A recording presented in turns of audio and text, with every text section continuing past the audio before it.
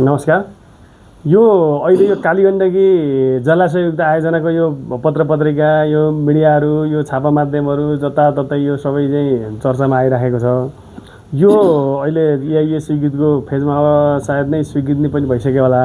र यो आयोजना कस्तो आयोजना हो र यो कहाँ बन्न लागिरहेको छ अहिले? धन्यवाद, नमस्कार।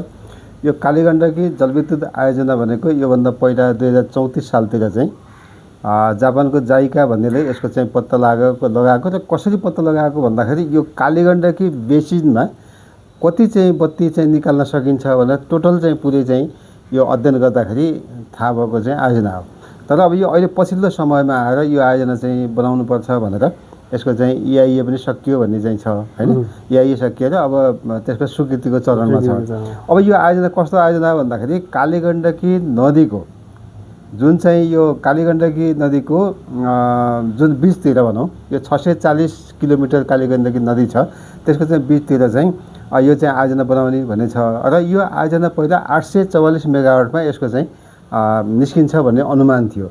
र 844 मेगावाट बनाउँदाखेरि के हुने हो त त्यसको चाहिँ डुबान एरिया एकदमै धेरै हुने भयो र त्यसलाई चाहिँ घटाउनु पर्यो। यो डुबान एरिया धेरै किन हुनु पर्यो त भन्दाखेरि कालीगण्डकी नदी चाहिँ ठाडो नदी छैन, यो समथर भएर बगिरहेको हुनाले यसले धेरै क्षेत्र लिएर धेरै चाहिँ यसले डिजास्टर गर्ने भयो। त्यो हुँदाखेरि यसको चाहिँ बाँध चाहिँ घटाएर चाहिँ 640.40 मेगावाटमा यो बनाउने भन्ने पछिल्लो चाहिँ छ। अब यो नदी यो चाहिँ के भन्दा यसको चाहिँ विकास गरेको विद्युत विकास विभागले चाहिँ गरे हो यो।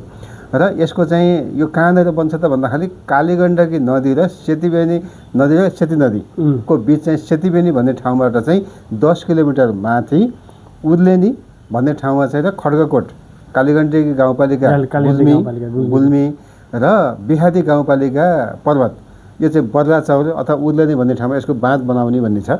यो चाहिँ अब यो चाहिँ के छ भन्दाखेरि यसको चाहिँ जुन 844बाट चाहिँ धेरै भयो भनेर यसको चाहिँ कङ्क्रिट RCD बाँध चाहिँ 244 मेगावाट चाहिँ 244 मिटर यो चाहिँ बाँधको चाहिँ यसको चाहिँ उचाइ लिने भनेर भनिएको छ। र यसले चाहिँ के छ भन्दाखेरि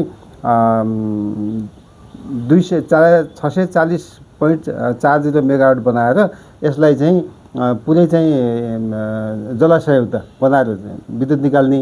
तर त्यो जलाशय कहाँसम्म पुग्छ त भन्दाखेरि यो चाहिँ उसमा के अरे यो कहाँसम्म जलजला गाउँपालिकाको चाहिँ खनियाघाटसम्म त्यो जलजला गाउँपालिका खनियाघाटसम्म चाहिँ पुग्ने भएको हुनाले पर्वतको चाहिँ उस्तै पऱ्यो यो बेनी सदरमुकामसम्म पनि यसको चाहिँ जुन के अरे चाहिँ असर पुग्ने देखिएको छ। र यसको चाहिँ